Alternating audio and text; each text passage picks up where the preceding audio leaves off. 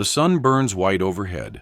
When he sees her, she moves wrong, not walking, dragging herself through alkali dust that coats her skin ghost pale. Her hands leave dark smears on the hardpan where they scrape forward. The buzzards circle lazy overhead, patient. John Crow pulls his horse to stillness. His Modoc grandfather taught him to read desert signs, tracks, scat, the angle of shadows. This sign he cannot read. A woman, naked, miles from anything. He dismounts slow. His shadow falls across her, and she flinches, curls inward like scorched paper. "Don't," she whispers. The word scrapes out. He shrugs off his wool shirt. The desert air touches his scarred back. He knows what it means to carry marks. He drapes the fabric over her shoulders without touching skin. "You're safe now." She laughs. The sound breaks into coughing. "Safe." He waits. Buzzards wheel away, disappointed. "Can you ride?" She tries to stand. Her legs fold. He catches her before she hits the ground, lifting her careful as a foal. She weighs nothing. He can feel each rib through his shirt. Her breath rattles. The horse shifts nervous under double weight. John keeps one arm around her waist, holding her upright as they move toward his homestead. She slumps against his chest. Her hair smells like fear and dust. "Name's John Crow." Silence. Then, so quiet, he almost misses it. "Sarah." The cabin sits in a rock hollow where a spring seeps year-round. Not much. 4 walls, a roof that mostly holds. He built it with his hands after they pushed the Modoc out, after the wars, after everything that made him understand being unwanted. He carries her inside, lays her on his bedroll. She curls into herself, eyes tracking his movements. Hunted animal watching for the trap. "I'll heat water," he says. "Get some broth in you." "Why?" The question hangs between them. He thinks about his grandfather teaching him that mercy isn't weakness, that some things you do because they need doing. "Why not?" He builds the fire, fills the kettle, finds clean rags and his spare trousers, a shirt too large for her frame. He sets them beside the bedroll and steps outside to give her space. The desert stretches empty in all directions. Somewhere out there, men did this, stripped her, left her to die. He knows that kind of cruelty, carries the scars of it across his shoulders. Inside, he hears water splash, small sounds of fabric moving. When he enters again, she's dressed, still watching him, like he might transform into something terrible. He hands her the broth. She wraps both hands around the cup, holding heat like a lifeline. 3 weeks pass in careful silence. Sarah sleeps behind the door he fashioned from cottonwood planks. He hears her test the latch each night. Click, click, click, making sure it still locks. He beds down by the fire and pretends not to notice. She doesn't speak about before. He doesn't ask. Days follow a rhythm. He rises before dawn to tend his small herd of goats. When he returns, she's awake, standing by the window, always standing, never sitting with her back to the door. "Coffee's hot," he says. She nods, pours 2 cups. This is progress. The bruises fade from purple to yellow to gone. The cuts heal into pink lines, but her hands still shake when she hears horses passing on the distant road. He works the vegetable patch while autumn sun slants gold across the basin.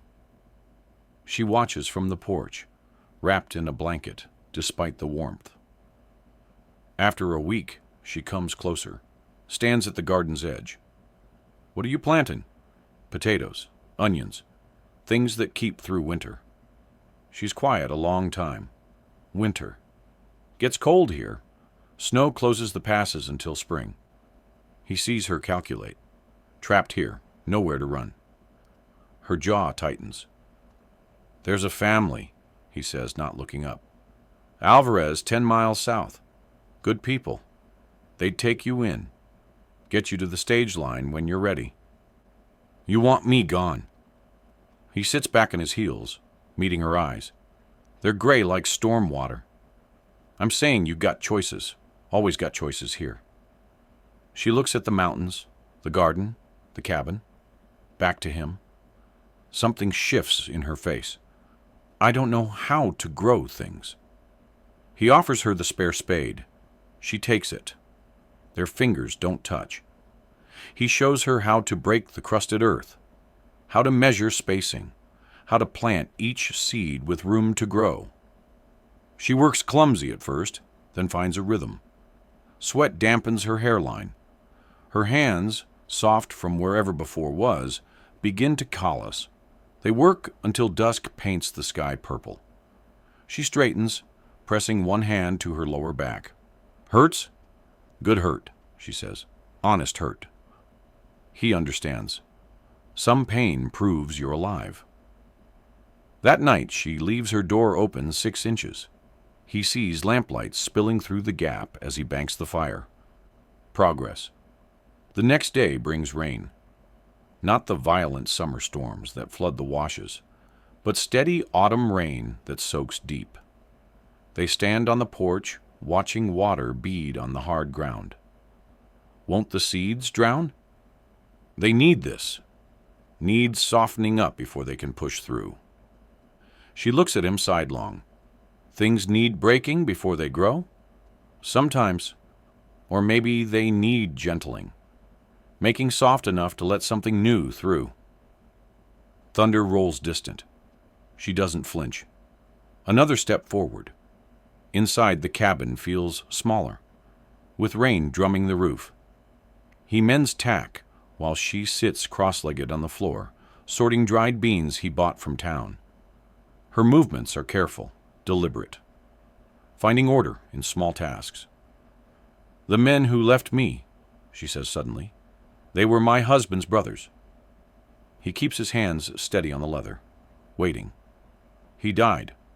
They said I brought shame. Said I was barren, worthless. Took everything. House, money, his name." Her voice stays flat, reporting facts. "Took me out past the canyon and decided I was better off dead. They were wrong." "About which part?" "All of it." She sets down a handful of beans. "You don't know me. Know enough. You're alive. You're here. That's worth something." November brings frost and trouble in equal measure. Sarah stands at the stove making cornbread when the riders come. 3 men from town. John recognizes them. The baker, the feed store owner, the sheriff's brother. Men who buy his goat cheese but never meet his eyes. "Crow," the baker calls. "Need a word." John steps outside. Sarah moves to the window, watching. "Hear you got a woman living here." "I do."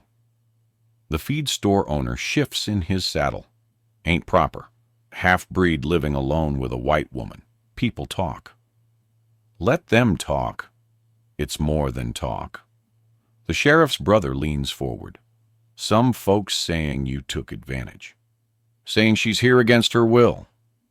Heat rises in John's chest. He swallows it down. She stays by choice, free to leave any time. Then maybe she should, for her own good. Your good, too. They're trying to help, he tells himself. Trying to save him from rope and her from ruin. But his grandfather's voice echoes. Some people's mercy is just cruelty wearing Sunday clothes. "I'll think on it," John says. The men ride away satisfied. He stands watching dust settle, feeling something precious slip through his fingers. Inside, Sarah's hands are white-knuckled on the counter. They want me gone. They're worried. Small minds worry about small things. They'll make trouble for you. She turns to face him. I should go. That what you want? She looks around the cabin, the quilt she mended, the shelf where she arranged his scattered belongings, the door she no longer locks. No, but what I want doesn't matter much, never has. Matters here. But doubt has crept in. He sees it in how she retreats to her room early, how the door clicks shut again. 3 steps back. Sunday he rides to town for supplies. The general store goes quiet when he enters. Women clutch their children closer. Men find business elsewhere. The storekeeper takes his money without speaking, counts it twice like John might cheat him. At the feed store, he hears them talking. Don't know they're overheard. Crow's got that woman penned up. Probably threatened her. You know how they are. Someone should check on her. Make sure she's safe. Safe? With a Modoc? They're born killers. Everyone. John sets the feed sack down harder than needed. Men scatter like quail. He loads his wagon and leaves, feeling the weight of their stares. He should defend her, should defend himself, should stand in the street and tell them Sarah came crawling from death, and he gave her life, nothing more. But his throat closes on the words. Old habit.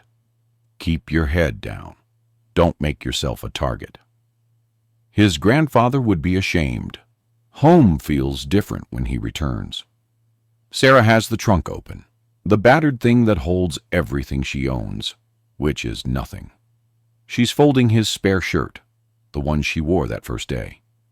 Alvarez family, she says. How far? Sarah, how far? 10 miles. But you don't have to. I do. She won't look at him.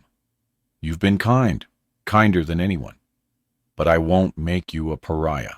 Won't let them hurt you because of me. They can't hurt me. They already are. I see it in your eyes. She's right. He's letting them wound him with their judgment, letting old fears dictate new choices. He's failing her, failing himself. Stay, he says. Please. Why? So they can burn this place down? String you up? I've seen what mobs do. So do I. Watched them slaughter my people for sport. Watch them call it justice. His voice cracks. But I won't let fear make me small anymore. Won't let them decide who deserves shelter, who deserves dignity. She finally looks at him. Tears track through dust on her face. I'm so tired of running. Then don't. Winter settles hard and white across the basin. Sarah stays. Not because she has nowhere else. The Alvarez family sent word they'd welcome her any time. She stays because the cabin has become something more than shelter. Because the man, who asks nothing, has given her everything that matters. They find new rhythms in the cold months. He teaches her to milk the goats, their breath steaming in the barn's dim warmth. She teaches herself to read from his grandfather's old Bible, lips moving over words by lamplight. They play cards in the evenings, betting matchsticks. She's learning to laugh again.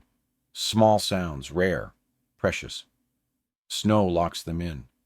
Days pass without seeing another soul. Instead of loneliness, there's peace.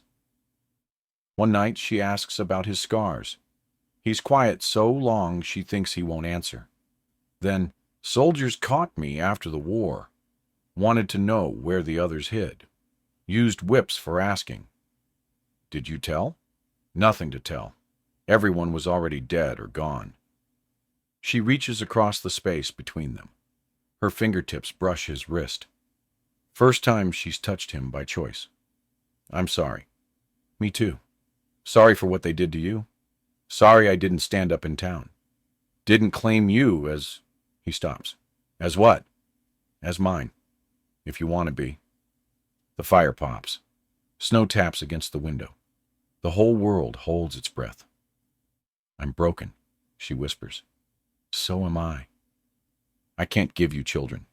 They made sure of that, my husband's brothers, before they left me. His hand turns, fingers lacing through hers. Don't want children, want you, if you'll have me. She thinks about the woman dragging herself through alkali dust, already dead inside. Thinks about the man who wrapped her in wool and asked nothing. About seeds planted in hard ground. About things that need breaking before they grow. Yes, she says. Spring comes late but certain. Ice breaks in the creek. The first green shoots push through garden soil. Sarah kneels beside them, touching leaves like benediction. John repairs the fence, setting new posts deep, building something that will last. The baker comes in April with an apology in his hands. Fresh bread, still warm. Heard you two married. Wanted to... Well, congratulations. Word has spread somehow. Maybe the Alvarez family. Maybe just time eroding fear. The town won't love them, but tolerance is enough. More visitors come as weather warms. Women asking Sarah about seed starts. Men buying John's cheese, staying to talk about rainfall and crops.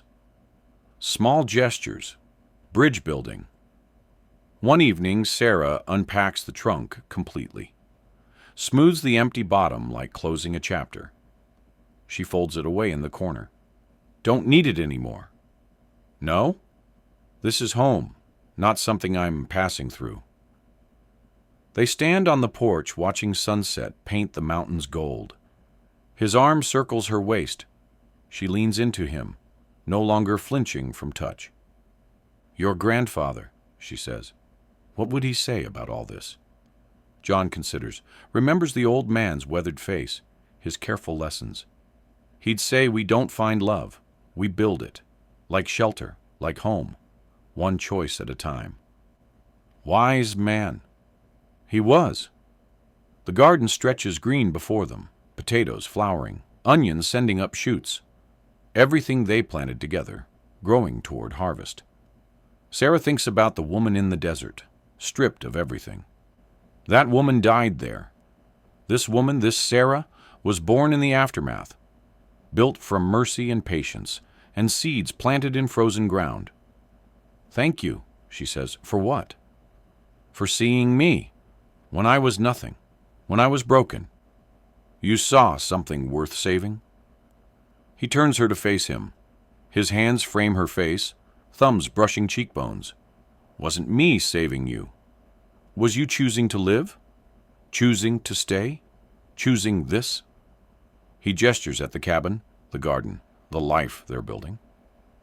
I just gave you space to choose. She kisses him as the last light fades. Inside, the lamp waits to be lit. The fire waits to be fed. The table waits to be set for two. All the small rituals of home, of permanence, of love built deliberate and sure as fence posts set deep. They walk inside together. The door closes behind them, no lock needed, not anymore. Outside, the desert wind blows gentle across planted fields. Somewhere, a coyote calls. The stars emerge one by one. And in the cabin, lamplight glows warm against the darkness.